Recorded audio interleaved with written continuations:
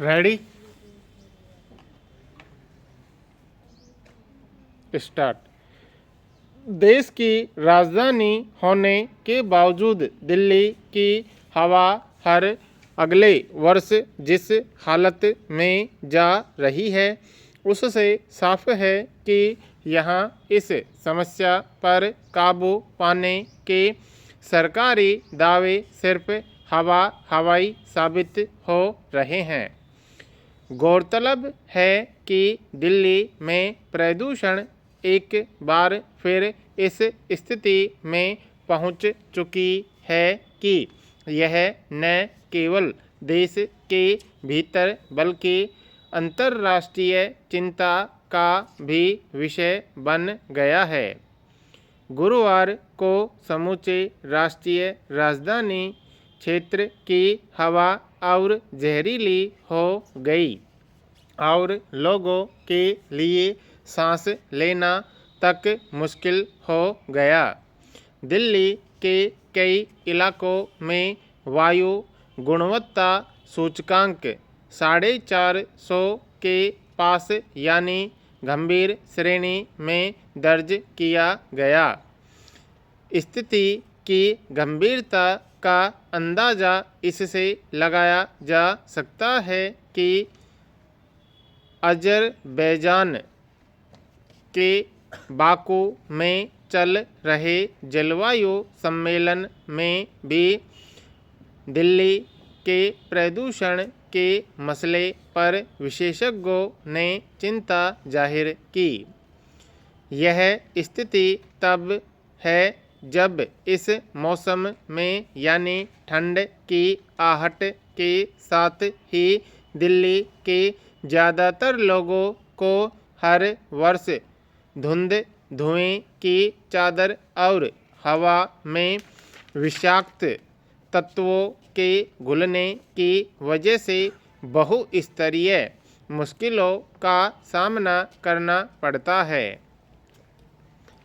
पिछले कई वर्षों से दिल्ली में लगातार यही तस्वीर बनी हुई है कि दिवाली और ठंड की आहट के साथ ही प्रदूषण इस कदर बढ़ने लगता है कि कई स्तरों पर आम जनजीवन तक बाधित होने लगता है।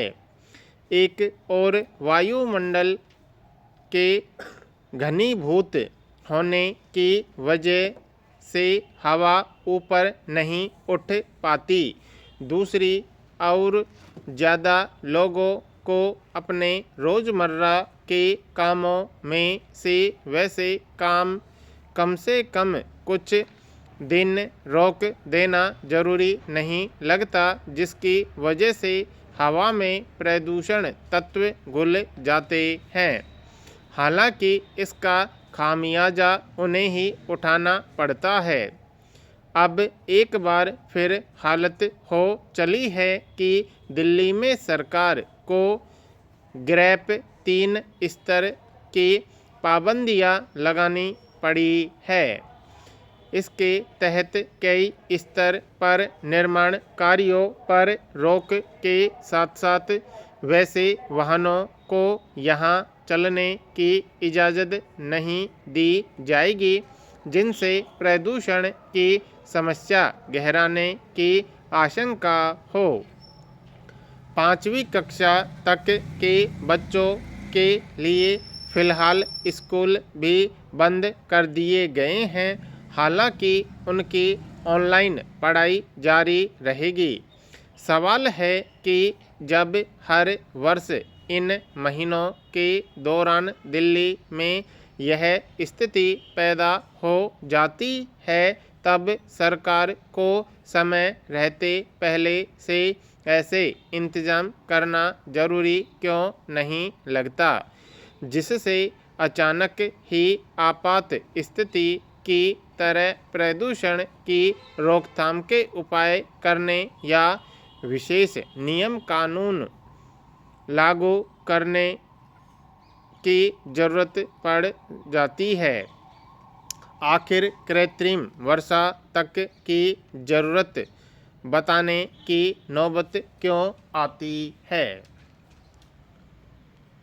यह समस्या बढ़कर अब संकट की शक्ल ले चुकी है, मगर सरकार को अब भी दिल्ली की हवा में जहर घुलने के कारकों की ठीक ठीक पहचान करना और उस पर काबू पाने के लिए पूर्व इंतजाम करना जरूरी नहीं लगता है।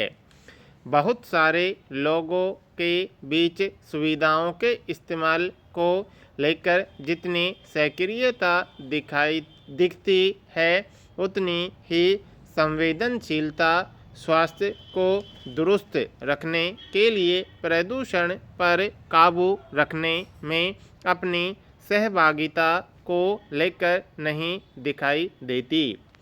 पराली जलाने और निर्माण कार्य जैसी गतिविधियों को कुछ समय के लिए अपनी ओर से टाला जा सकता है।